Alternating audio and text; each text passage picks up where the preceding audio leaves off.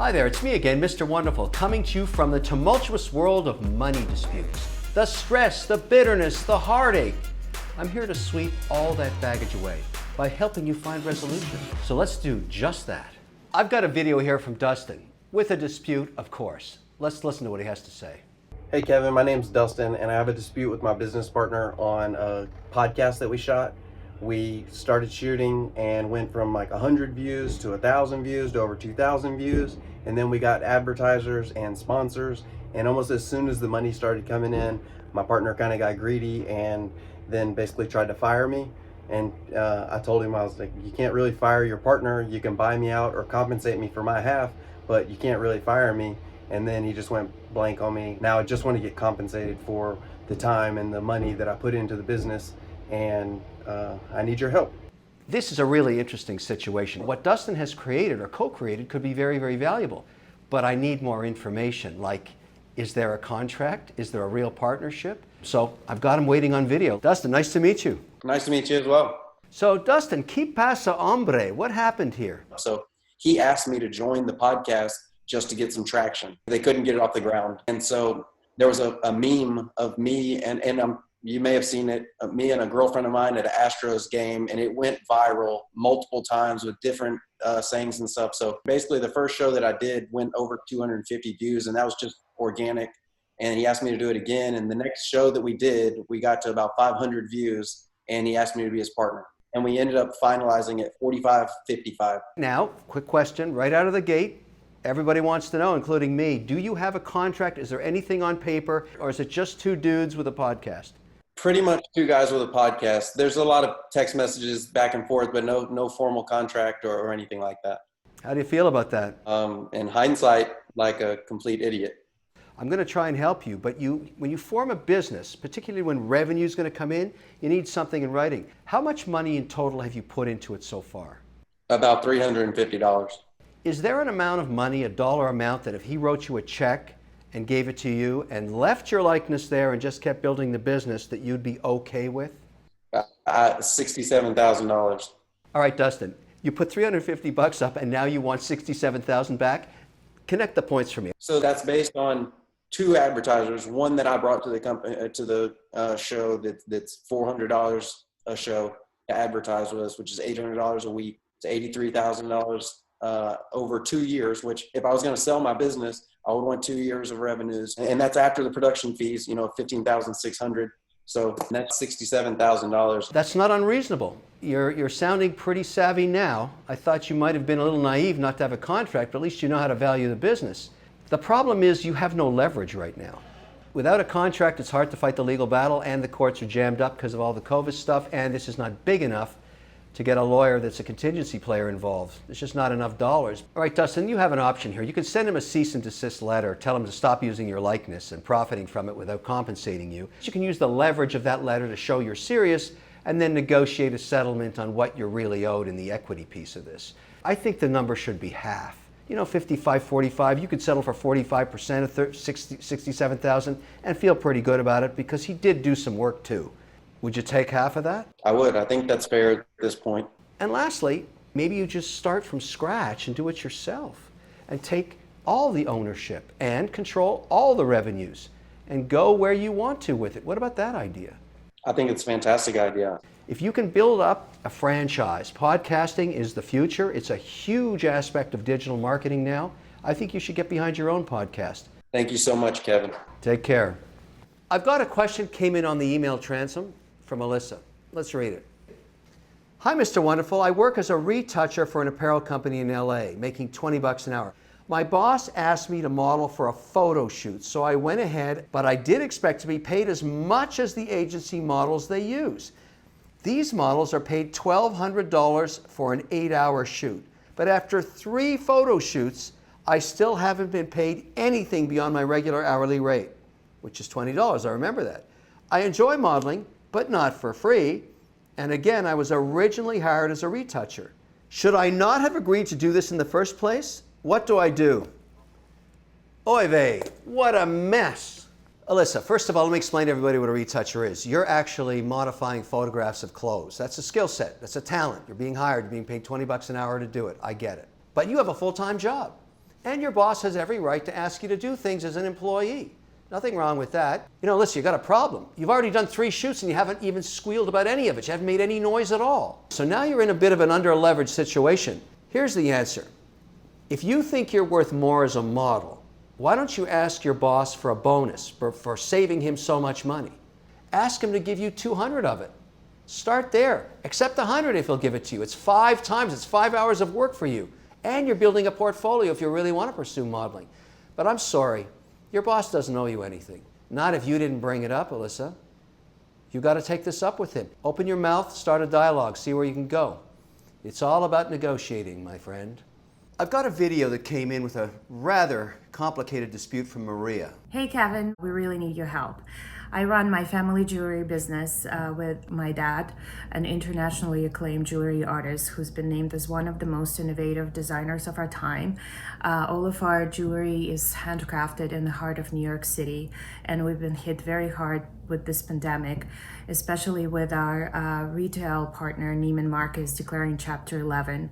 We currently have 80% of our inventory consigned with them, which amounts to $200,000 that we currently can't get back. We have tried to contact them and get our inventory back before they declared Chapter 11, but we're unable to. I would greatly appreciate any help and you getting back to me. Thank you. Look, this is completely unfair. I'll tell you why. It's $200,000. That's serious coin. And for her business, probably it means life or death. If she doesn't get that back and turn it into cash el pronto, that's going to be a big problem. Now, there's good news here and bad news right out of the gate. The good news is that inventory is on consignment, which means Maria still owns it. It's hers. She lent it to the store until they sold it. Bad news, this thing is mired in a bankruptcy now. What usually happens in situations like this is you start making calls, nobody answers you. Nobody cares. You're one of 1,000 people screaming to get your money back out of a bankruptcy. This is where I can help. One of the great things about being Mr. Wonderful is everybody returns my calls. So I picked up the phone and I called Neiman Marcus. And guess what? They returned my call. I told the nice man there exactly what happened and how Maria needed her inventory back. Because Neiman didn't own it, she did. And I also told him I want to put the two of them together to work it out. And of course, I would be checking up in a couple of days to make sure it all worked out. I want to hear the outcome of this, so do you. So I've asked Maria to come on. I've got her by video. Maria, good to see you. Look, I know $200,000 is huge dollars. I get it. Tell me what would happen if we didn't get this inventory back to your business. Well, it's 80% of our entire inventory, so we would have probably been in a lot of trouble and most likely went out of business. I hate to hear that. Now, I got you set up with the right person within the big box retailer. Tell me what happened.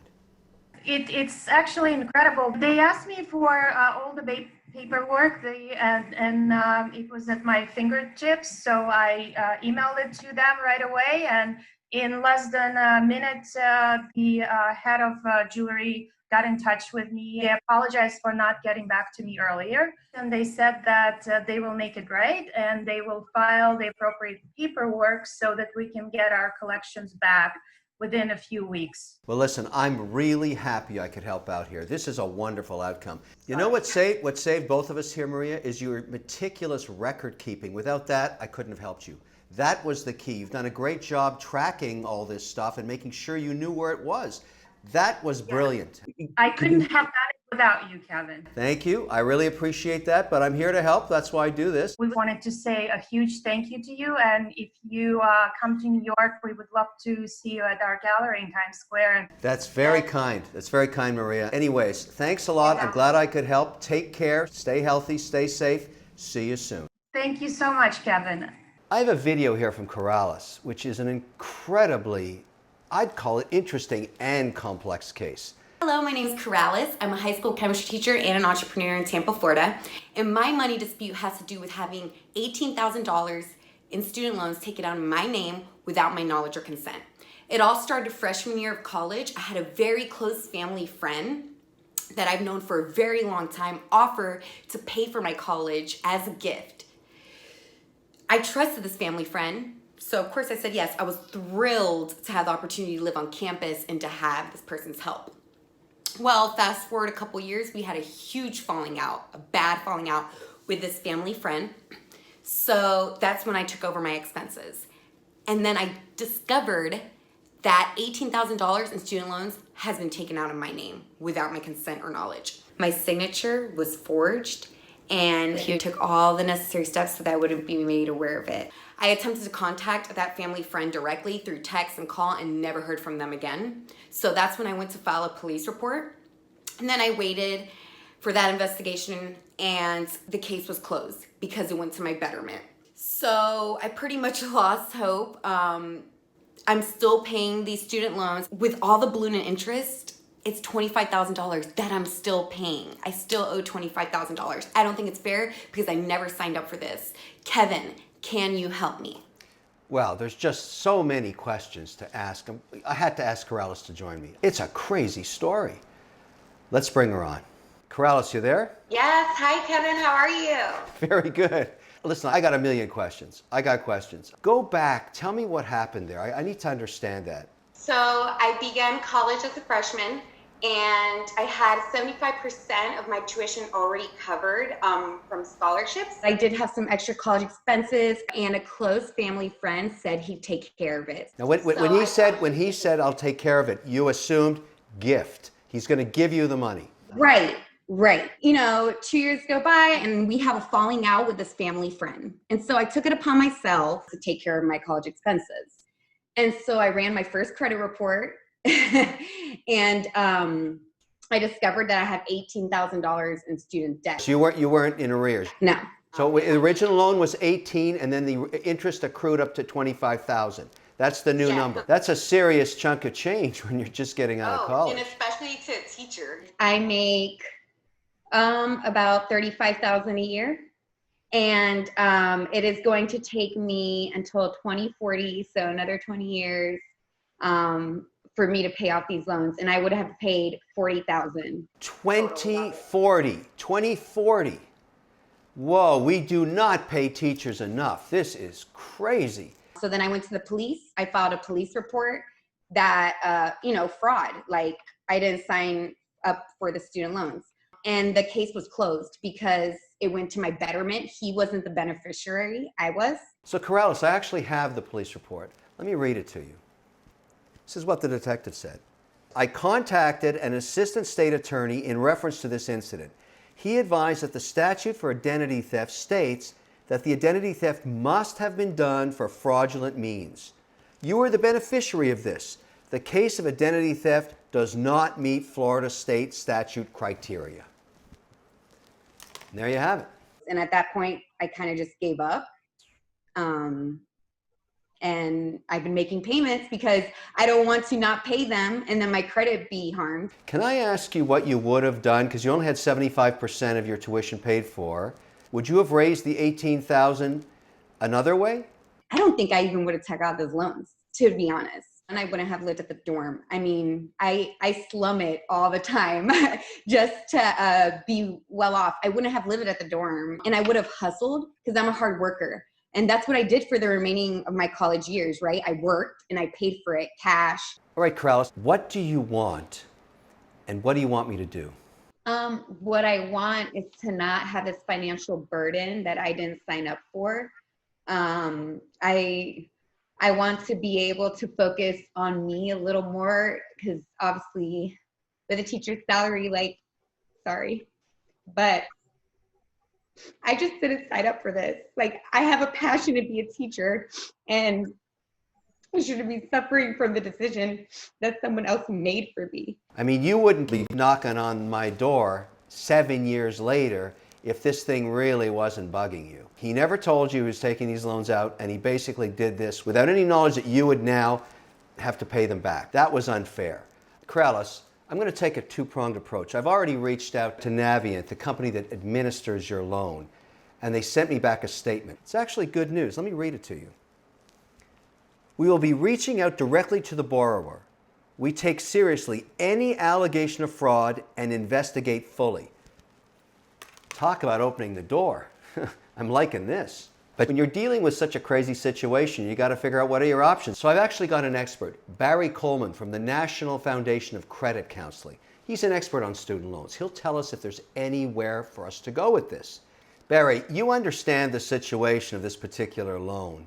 You've seen the details. My question is, because she was the beneficiary of all this, is there any way to try and remedy the situation? The one thing that's really bothering me, Barry, is by the time she finishes paying for this, she'll have paid $40,000, the majority of it in interest. It seems unfair when she didn't even know she had a loan for almost 2 years. What can we do? Sure, it certainly seems unfair. And there is a provision related to federal student loans where a borrower may seek relief in these situations. And it's called discharge based on identity theft or forgeries by a third party. Now, according to the regulations, a borrower seeking this discharge must certify that the borrower did not sign the promissory note. Corrales, you never signed anything. You never saw this form until years later. We're clean, right? Yeah, that's what I hope, because I never even knew about it. They must also certify that the borrower did not receive or benefit from the proceeds of the loan, which I know that's the case here. But in the second part, it says, with knowledge that the loan had been made without the borrower's authorization. And so I think that's a key part of that particular point in the law, that Corrales appears not to have knowledge that the loan was made, and it was made without her authorization. Well, there's nothing to point that she, was knowledgeable about it. There's no piece of paper that's a smoking gun. Yes, I would certainly encourage you to consider pursuing this discharge by contacting your federal loan servicer and taking the next steps. They have a form that you have to fill out in these situations, and then based on that form and any evidence that you can provide, they will investigate it and make a determination based on that. Barry, do you mind if I connect you directly with Corrales so you guys can work a little bit more on this case? Absolutely. We'll certainly do all we can to assist you. Okay, Barry, you've opened the door. I can see the crack of light. I want to thank both of you. First, Corrales, to have the bravery to come forward and talk about this. Some people are embarrassed about things like this. They don't want them to resurface, not 7 years later. They suffer in silence and pay all that interest. I guess I kind of lost hope. Then I saw, Kevin with Money Dispute, and I was like, oh my goodness, maybe there's hope. And it was actually really hard for me to step out like this, but I just did it. I bit the bullet, and I'm like, I'm gonna go for it. And I appreciate y'all being here. Change is definitely happening, I feel, and I do see the light. And Barry, the knowledge you've got gave us that little crack in the door that maybe we can go solve this situation with. So I thank you for that. It's actually a complex world. And, I would like to say that the NFCC, we are a national nonprofit, and, we have NFCC certified student loan counselors that are able to assist with developing plans to help individuals take a holistic approach to addressing their student loans. Barry, thank you so much. This is just the beginning of a journey. Let's see what happens. Yes, thank you, thank you. People, this is why I do the work. Send a video to cnbc.com/moneydispute. Tell me everything you got and watch me make it happen for you. All right, I've got a dispute coming in from Ken. He sent in a video. Very interesting situation. This one has leverage. I like leverage. I like it when you have a crowbar to start your dispute. Mr. Wonderful, SOS Red Alert. I need your help. In September 2017, I sold my home, and I signed a purchase and sale agreement for a new home to be constructed with a completion date of January 2018. I then moved my family, my wife, my 2 kids, and my 2 golden retrievers into an apartment while the home was being constructed. Spoiler alert, things didn't go as planned.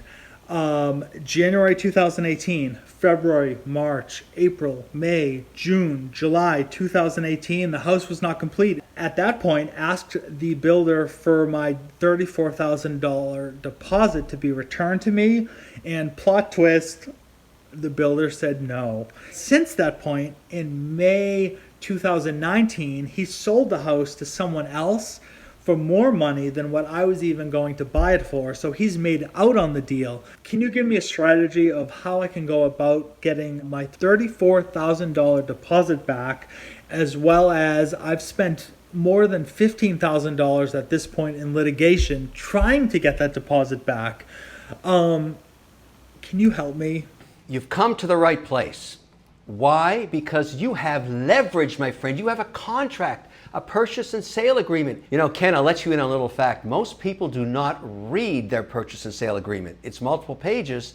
It's got a lot of fine print, but in this case, you're going to have to do that because there's several attributes that may be built into there. Like, when the home isn't delivered by a certain date, he starts paying interest on the deposit you gave him, or maybe other penalties. Also, sometimes they contemplate legal fees, like the $15,000 you've already paid. But you have to know exactly what's in that piece of paper. That is your leverage, that contract. Even he knows one day he's going to have to write that check. So he's probably willing, and I'm talking about the builder now, to go somewhere in the middle. Let's do the quick math. You've already spent $15,000 against $34,000.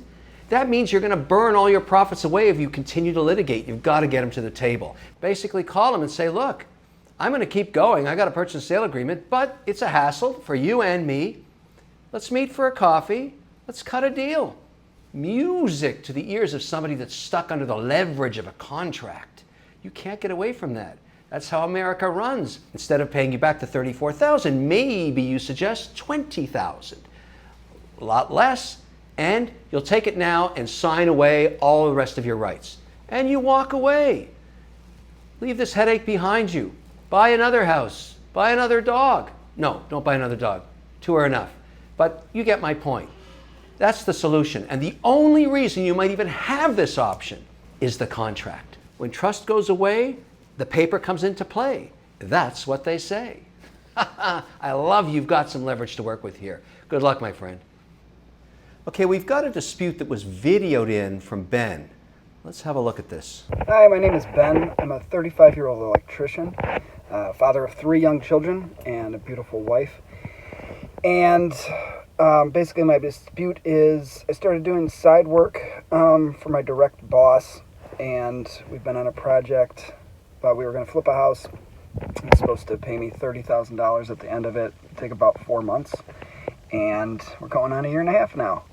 And the money amount hasn't changed. I'm afraid to bring anything up to him because in the past, when I've done side work with them, I did bring up the money because the same type of thing happened. And it affected my pay at work and how many hours I get at work. So yeah, I don't know how to handle it. Basically every spare hour I have is spent there. I don't see my kids, barely see my wife, and it has strained our relationship, and I guess I need some guidance. Ben. You've come to the right place. This is a mess. You, my friend, are working for free. Now, if you want to be in a charity, that's fine, but this is not a charity. You're actually losing paid hours to go work for the guy that pays you for free at his own house. You know it's wrong. Your wife knows it's wrong.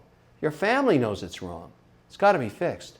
Ben, the only way that you can deal with this is come to a place in your head, and after having talked with your wife about this, that if you can't resolve this with your boss in a sit-down conversation, you are willing to walk away. People that are willing to walk away have a lot of power. It empowers you. You have to be ready to leave this ridiculous situation and what I consider an abusive relationship. Now, here's what we're going to do. Step 1, confrontation with the boss has to be. Doesn't have to be negative. It's got to be the truth. You can't keep doing this.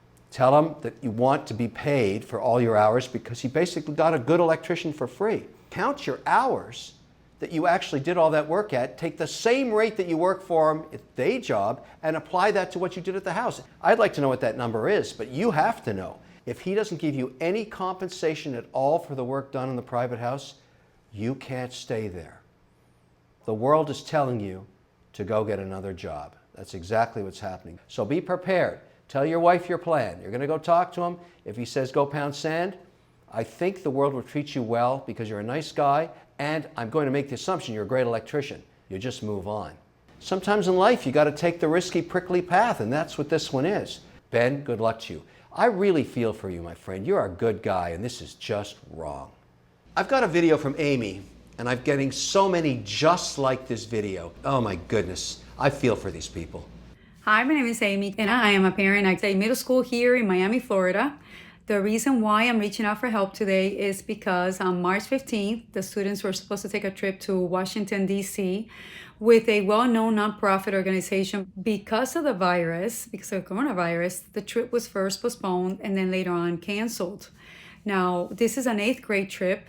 The students will be moving from middle school to high school next year, so it's not a trip that we can reschedule. It's not really an option for us. What we are asking is give us a full refund of what we paid. In my case, I paid $1,555, but I know that there's some parents that ended up paying a little bit more than that. I think it's only fair and it's only right for a nonprofit organization to give us back 100% refund. Amy, here's the problem. This is not a for-profit business. This is a charity, basically, that's trying to make great experiences happen for kids in middle school. They're altruistic. They're not after you to make money. What's probably happened here, Amy, is they've already spent money just organizing the trip. That money's gone. So here's what you're going to do. You're going to write a letter to every member of the board of that nonprofit. And because it's a nonprofit and it's public, you can get that information off their website. Everybody on that board is going to get the same letter, and they're going to know that everybody else got the letter. You're powerful, Amy. Letter is power. You're going to explain right out of the gate that you wrote a check expecting to send your child to Washington. The pandemic hit, didn't happen. You don't want a credit. It's useless to you and the rest of the families because your children are moving on. They can't use it. So you understand in the letter you're going to say that the nonprofit probably spent some money setting it up. You don't expect that back. You're willing to take less than 100 cents on the dollar, but you want the rest. I think you're going to find out they'll give you whatever cash is still there. And I think that's a fair outcome to this situation. Amy, good luck. I've got a business question from a kid. His name is August. It's an email.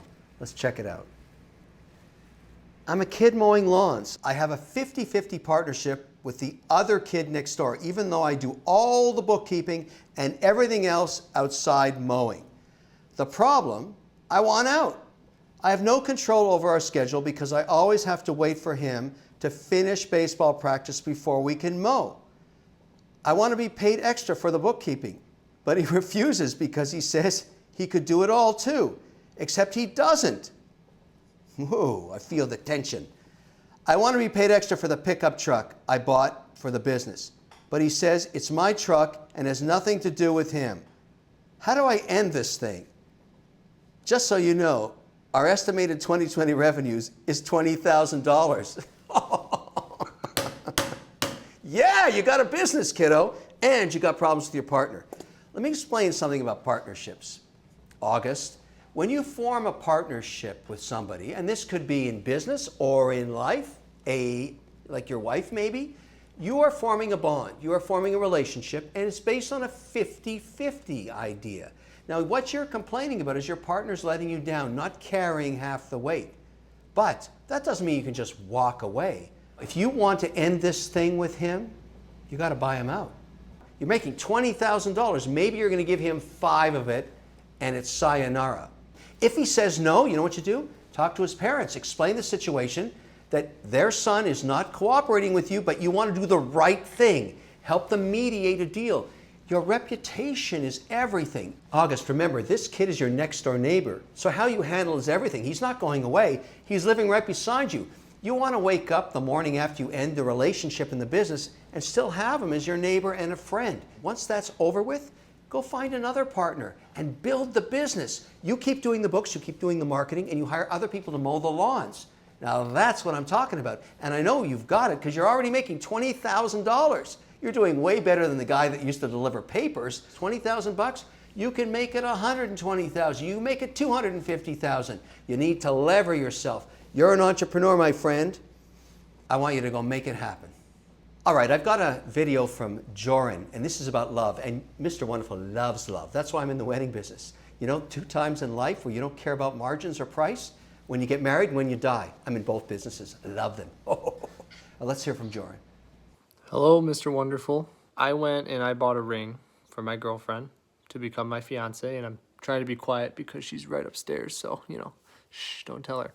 But I went and bought a ring, spent $6,500 on it. Jeweler claims he never got the payment. I have bank statements saying that it was taken, check was cashed, accepted. Is $6,500 make or break money? You know, not to everybody, but it's the principle of me not being able to call my girlfriend my fiance and just calling her my girlfriend. I hope you know how truly blessed I am to have this woman in my life, and I do anything to buy her a ring. If it's another $6,500 I got to spend, I'd spend it every day of the week because I love her that much. But wanted to send you this video letting you know what was going on, and I can't wait to hear a response from you. I love the fact you're putting love over money. There's only one time in your life when you're going to do that, when you're falling in love. It's so euphoric, it's so wonderful. I feel great for you on that. Now let's talk about the dispute. 3 things you're going to do right now. Sit your fiancée down, tell her the whole story. You know, great weddings have mystique and mystery to them, and you've got a heck of a story here. You basically bought her a ring in good faith and never got delivery. I think that's going to be a story you're going to tell your grandchildren. It's fantastic. And still you got married, and still you're together. That's the hopeful outcome. Number 2, let's talk about the money. You're going to send a letter into their customer complaint department with all your information, including the canceled check, and say you never got delivery. Some employee in there is going to try and figure it out. Believe me, they don't want to defraud people, because you're also going to say in that complaint, if you don't get results within a week, you're going to go public with it. And you're going to start posting all over the place that this company basically stole from you. That's fair to say. One way or another, you're getting your money back. It's just a matter of time. But really what I hope is this ends up l'amore, whoa, whoa, whoa, whoa. I love love. That's why they call me Mr. Wonderful. We've got a question from Jordan here, which is, I think, a question a lot of people are going to relate to. It's happening all over America. Hey Kevin, Jordan from New Jersey here. How are you? Huge fan. I am in a dispute with my gym. I spent $900 on painting sessions, and then this coronavirus happened. The gym's been closed for 2 months, and they won't give me my money back. I'd be fine with we're so sorry, tough times. Here's an extra 4 sessions when we reopen. Fine, I would take it. Very happy. To tell me that you're not giving me a refund just emails me back and is like, no. Like, that is so nasty, and I can't take when businesses take advantage of the situation and they're not customer focused. Kevin, I need your help with this. I'm in a huge kerfuffle with this place. Please help. Jordan, I can't stand nasty kerfuffles, as you call it. And surely there's got to be a resolution to this. Let's be pragmatic. The guy's running a gym operation. Nobody could see the pandemic coming. I get that. You probably have no contract, because this is really a relationship between a trainer and you in a gym. I'm going to guess that. So basically, this is about what's fair. For the business proprietors, the trainers, you got to be fair. You got to offer your time and service to your clients, and they will not forget. Jordan's not going to forget if you do that.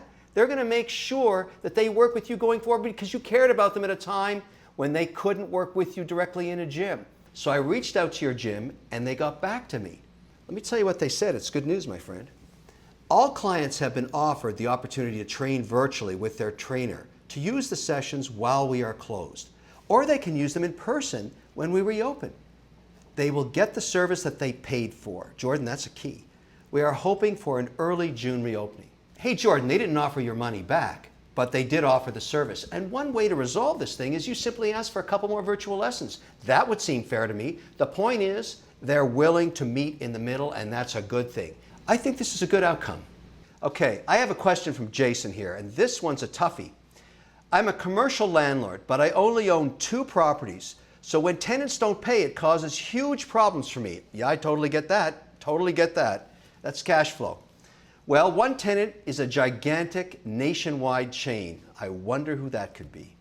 And their corporate office just sent a letter stating that due to COVID-19, they're going to stop paying full rent as of June 1st. I think it's insane that a huge corporation is trying to shift its burden onto a little guy like me. I know that if I take them to court, I'd most likely win, but I can't afford it. What do I do? Jason, my friend, I'm dealing with 51 companies I'm an investor in, 29 of which are in disputes with landlords. I'm seeing both sides of this issue every day and dealing with it. It's really hard. But let me give you some immediate advice here, having gone through it so many times. You have to be very genteel in how you deal with the situation. Do you really want to bite the hand that feeds you? Think about it. They're basically asking you probably to defer the rent. In other words, they have no traffic, they have no income, and if you were to negotiate with them and say, look, it's unfair to me to take on the entire economic burden, can I extend the lease for at least 3 months, or could we meet halfway? Or anything in between is better than saying, I'm going to sue you. Not a good idea if it's a national chain. So in this case, here's what's going to happen. Number one, you're going to write a letter back saying, thank you for informing me of this, but you're putting me under stress because I'm a small guy and I've been a great landlord to you. That's number one. Number two, you're going to make a suggestion of where you'd meet in the middle. Number three, and make sure you put this in there, that you've appreciated having me as a tenant and you look forward for better times. They'll understand what you're saying there. That is the right thing to do here. But don't just sit in silence contemplating litigation. Not a good idea. Don't sue the hand that feeds you. Remember I said that, and good luck to you. All right, I have a question in videoed from Suzanne on a very complex issue. Have a listen. This is my story. I have 3 products I developed, just me, no business partners, no rich husbands in Malibu financing anything, just me. The first product's on the market, selling great. Second and third product, I wanted to try and get a patent on. So I hired a patent attorney. She suggested, and it seemed quite common sense, to do a patent search to see yes or no, would there be any reason on the market why these patents would be denied. So I did that and the results came back saying, it looks good to go, so let's do it. Fast forward 2 years, both patent applications denied, rejected. And this is what I found out. There is a law, a very small but important law, that if any product is advertised or sold 12 months prior to the patent application, the patent application is invalid. They just deny it flat out. Now, you would think as a patent attorney she would know this and she would advise as legal counsel any people that she was representing. So I don't know, she's either a complete scam artist or completely incompetent. Either which way, no bueno. I would love my money back. I work really hard for my money and it's not a lot of money to a lot of people, but it's a lot of money to me. So please help. All right, Suzanne, very interesting case here. In a nutshell, you're telling me basically your attorney went and pursued a patent even though it would have been very easy to find out prior art or a commercial, as you said, happened 12 months earlier. To me, that sounds like incompetence. To me, it sounds like they tried to milk you with fees. That's what it sounds like. If what you've told me is correct, you've got a very interesting case here. So here's what's going to happen. The only path you have, unless you want to spend a lot of time and money in litigation, which the outcome is never clear, is to simply write a letter that contains this. You detail in that letter exactly what you told me. On this date, I called you and hired you to pursue a patent. You told me you were going to do prior art search. That's what it's called. You blatantly missed a commercial only 12 months old, which never happens. I feel that you have really taken advantage of me as a small business, and it's not right. And then suggest what would make you happy and make you go away as somebody that's going to be a combatant or complainant. I would ask for 50% of my money back and be happy if I got that. By the way, Suzanne, that's a 3-paragraph letter. Don't make it any longer than that. It's that simple to put that out there. And then call them up a week later and ask them, what do they want to do? Because this is not right. It just isn't. I have a question from Denise, and this is very interesting. I think you're going to have to follow me through the different levels of the onion on this one. Ready? Here we go. I'm going to go slowly so you stay with me. This is about a golf cart I feel I should inherit. My mother-in-law, quote unquote, was dating my brother-in-law's dad. Brother-in-law's dad, okay? But after she died and left behind her golf cart, my brother-in-law kept it because he said he'd put a new battery in it and was going to use it. That's the setup. He said she wanted to have it, but in fact, he hated her and always talked about her behind her back. I'm now not even speaking with my sister because of this. They're rich enough to buy 12 golf carts, and we are not. What is your advice? Well, I'm fascinated. I mean, there's a lot going on here. There's clearly family, there's a golf cart, there's capital expenditures and a new battery on the golf cart, but I understand fair is fair. You thought you were promised the golf cart, and now you have a family member that said, no, I'm not giving it to you. All right, let's try and put a value on this thing. It's a used golf cart with a new battery. What's that worth? If it was the Rolls Royce of golf carts, maybe $2,500. In reality on this one, $500 maybe? Is it really worth fighting about? I don't think so. This isn't a child, it's a golf cart. You know, I love hearing from you about all and any financial conflict, and I want to keep hearing from you. So visit cnbc.com/money dispute and please upload a video. I can't wait to see you. And until then, stay healthy and take care.